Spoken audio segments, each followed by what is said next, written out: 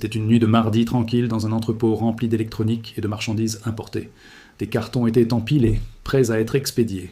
Les agents de sécurité effectuaient leurs rondes habituelles, ne s'attendant à rien d'inhabituel. Tout semblait normal. Ce qu'ils ne savaient pas, c'est que quelques minutes plus tôt, quelque chose avait déjà été lancé depuis l'ouest de l'Iran. L'objet se déplaçait extrêmement vite, environ 16 000 km/h, en direction directe de sa cible. Il n'y avait pas de sirène d'alerte, aucun avertissement d'urgence sur les téléphones, aucune voix automatisée demandant aux gens de se mettre à l'abri, aucun message clignotant, rien du tout pour signaler un danger. Puis, en un instant, tout a changé.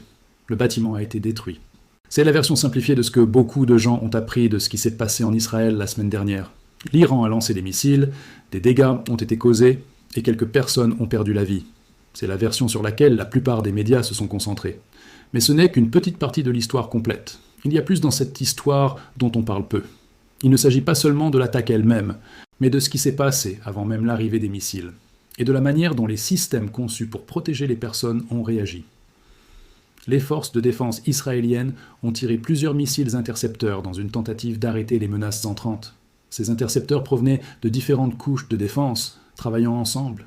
Malgré plusieurs tentatives pour arrêter seulement quelques missiles entrants, aucune n'a réussi dans ce cas. Aucune interception n'a fonctionné. Ce n'était pas parce que quelqu'un avait commis une erreur. Ce n'était pas non plus parce qu'un système avait échoué au sens habituel du terme. En réalité, tout a fonctionné exactement comme prévu. Le problème ne venait pas d'une erreur humaine, il était plus profond. Le système de défense avait été conçu pour un type de menace différent.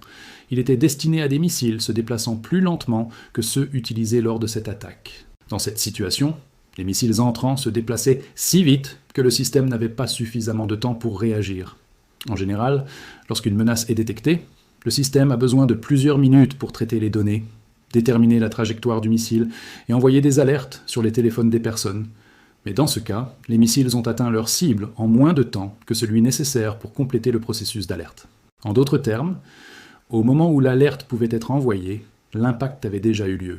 Cela signifie que le système d'alerte n'était pas défaillant, il n'était simplement pas assez rapide pour ce type d'arme. Et c'est là que la véritable préoccupation commence. Parce que si un système est conçu pour avertir les personnes, mais que l'avertissement arrive après que le danger est déjà passé, alors son utilité est limitée dans cette situation spécifique. Il fonctionne toujours, mais pas assez rapidement pour ce type de menace. Cela soulève une question plus large qui va au-delà d'un seul incident. Que se passe-t-il lorsque la technologie évolue plus vite que les systèmes conçus pour y répondre? Et comment les défenses s'adaptent-elles lorsque la nature même de la menace change? Ce sont les types de questions qui deviennent importantes lorsqu'on examine ce qui s'est passé, non seulement l'attaque, mais aussi le timing, la vitesse et les limites des systèmes de défense existants. Pour comprendre pourquoi cet incident attire autant l'attention, il est utile d'examiner le type de missiles qui ont été utilisés. Des rapports indiquent que l'Iran travaille depuis quelques années sur une nouvelle classe de technologie de missiles, en particulier des véhicules planeurs à grande vitesse, souvent décrits comme hypersoniques. Ces armes sont conçues pour se déplacer extrêmement rapidement et changer de direction en vol, ce qui les rend beaucoup plus difficiles à suivre et à intercepter que les types de missiles plus anciens. Contrairement aux missiles traditionnels qui suivent une trajectoire plus prévisible, ces véhicules planeurs peuvent ajuster leur trajectoire tout en se déplaçant à très grande vitesse. Cette combinaison de vitesse et de manœuvrabilité crée un défi sérieux pour les systèmes de défense qui reposent sur la prédiction de la trajectoire d'un missile. L'Iran a présenté pour la première fois un concept de missile en 2022, qu'il affirmait capable d'atteindre des vitesses extrêmement élevées. À l'époque, de nombreux experts extérieurs étaient sceptiques. La raison est simple. Construire une arme capable de supporter une chaleur extrême, de rester stable et de se guider avec précision est très difficile. À ces vitesses, la surface extérieure du missile devient extrêmement chaude en raison de la résistance de l'air. À l'intérieur, les composants électroniques sensibles doivent continuer à fonctionner malgré ces conditions extrêmes. Cela nécessite des matériaux avancés et une ingénierie précise. En raison de ces défis, seuls quelques pays sont connus pour avoir développé et exploité avec succès de telles armes. Pendant un certain temps, l'Iran n'était pas considéré comme faisant partie de ce groupe. Beaucoup pensèrent que leurs annonces étaient exagérées ou pas encore prêtes pour un usage réel en combat. Mais l'attaque récente suggère que cette technologie pourrait désormais être plus avancée que ce qui était précédemment estimé. Lors de l'incident, 3 de ces missiles à grande vitesse ont été lancés depuis l'ouest de l'Iran vers des cibles en Israël. Les lancements ont été espacés dans le temps et non effectués simultanément. Chaque missile a suivi une trajectoire qui lui a pris un peu plus de 4 minutes pour atteindre sa cible. Ce temps de vol court est important. Il signifie qu'il y a très peu de temps entre le lancement et l'impact. Au moment où les systèmes de détection identifient le missile, calculent sa trajectoire et envoient des alertes, la fenêtre de réponse devient extrêmement réduite. Les systèmes de défense, comme ceux d'Israël, sont construits en couches. Chaque couche est conçue pour gérer un type de menace différent. Un système se concentre sur les menaces à courte portée, un autre gère les missiles à moyenne portée, une troisième est conçue pour les menaces balistiques à longue portée à des altitudes plus élevées. L'idée derrière cette structure en couches est la redondance. Si une couche échoue, une autre peut encore intercepter la menace entrante. Dans ce cas, plusieurs missiles intercepteurs ont été lancés à partir de différents systèmes en réponse aux menaces entrantes. L'objectif était d'arrêter les missiles avant qu'ils n'atteignent leur cible. Cependant, aucun des intercepteurs n'a réussi à atteindre sa cible. C'est notable, car ces systèmes de défense ont un solide historique contre des missiles plus conventionnels. Dans des conditions normales, ils sont très efficaces. Mais cette situation semble avoir impliqué un type de défi différent qui combine vitesse et mouvement imprévisible. Il est également important de comprendre qu'il ne s'agissait pas d'une salve massive de missiles. Seul un petit nombre de missiles a été tiré, et ils ont été espacés plutôt que lancés simultanément. Cela suggère que le but n'était peut-être pas de submerger les défenses par le nombre, mais plutôt de tester la manière dont ces défenses réagissent à ce type spécifique de missiles. Chaque lancement a fourni des informations. En les espaçant, cela a permis d'observer comment les systèmes de défense réagissaient à chaque missile entrant, l'un après l'autre. D'un point de vue stratégique, un tel schéma peut révéler beaucoup de choses. Il montre comment différents systèmes réagissent, comment les décisions sont prises en temps réel, et comment les défenses s'adaptent sous pression. En même temps, le nombre limité de missiles a permis de contenir relativement les dégâts globaux. L'impact rapporté inclut certaines destructions structurelles, des blessés et un petit nombre de pertes humaines, mais pas de victimes à grande échelle. Ainsi, bien que les dégâts physiques aient été limités, ce sont les implications qui ressortent le plus. Cet événement ne concernait pas seulement la destruction. Il s'agissait de démontrer une capacité et de tester des systèmes de réponse dans des conditions réelles. Au-delà des missiles et des tentatives d'interception, il existe un autre système qui joue un rôle majeur dans la protection des personnes lors d'attaques de ce type, le système d'alerte civile.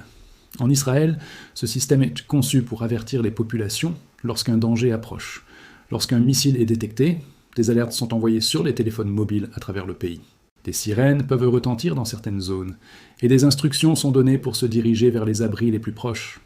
Dans la plupart des situations, ce système s'est révélé extrêmement efficace. Il donne aux gens du temps, généralement environ 1 minute ou plus, pour se mettre à l'abri. Cela peut sembler court, mais lors d'une attaque de missile, même un bref avertissement peut faire la différence entre la vie et la mort. Au fil du temps, les habitants ont organisé leur vie quotidienne autour de ce système. Les bâtiments sont construits avec des pièces renforcées servant d'abri. Les écoles organisent moins les exercices. Les bureaux et les maisons sont conçus avec un accès rapide aux abris. L'attente est simple. Si quelque chose arrive, vous serez averti à temps pour réagir. Cette attente a façonné à la fois les comportements et les infrastructures dans le pays. Voici comment fonctionne normalement le processus d'alerte. Lorsqu'un missile est lancé, les systèmes de détection précoce identifient presque immédiatement le lancement. Des satellites et des radars suivent le missile pendant son déplacement. Les données sont envoyées à travers plusieurs niveaux d'analyse afin d'estimer sa trajectoire et de déterminer où il est susceptible d'atterrir. Une fois cette trajectoire calculée, le système envoie des alertes aux personnes situées dans les zones concernées.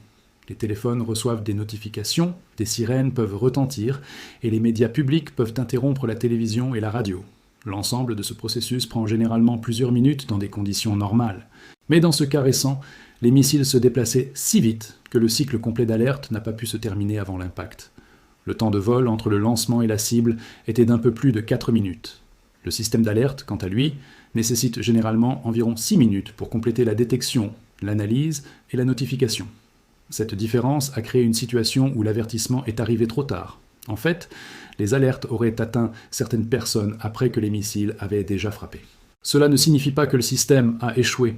Cela signifie qu'il a fonctionné dans les limites de sa conception, mais que ces limites ont été dépassées par la vitesse de la menace entrante. Cette distinction est importante.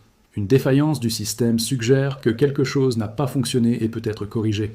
Mais lorsqu'un système fonctionne correctement tout en ne pouvant pas suivre la situation, le problème relève de la conception et non d'un dysfonctionnement.